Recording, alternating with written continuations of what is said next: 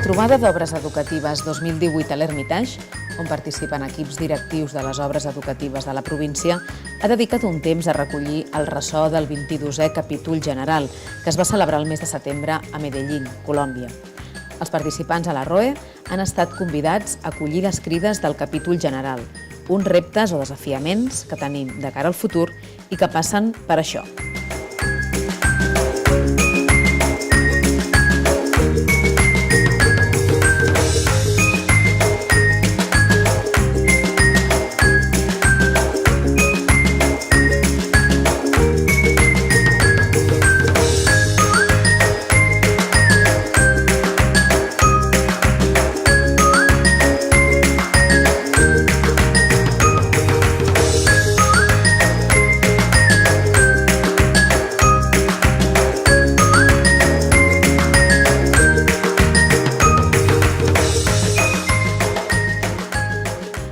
Segons el vicari provincial, el germà Gabriel Villarreal, estem interpel·lats a anar descobrint com aquestes crides poden ser intuïcions, elements de discerniment per a la nostra vida comunitària.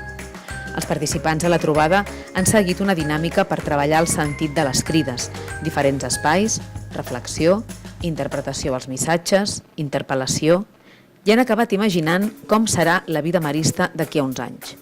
En definitiva, unes crides que interpel·len tots els membres de l'Institut a ser far d'esperança en un món turbulent.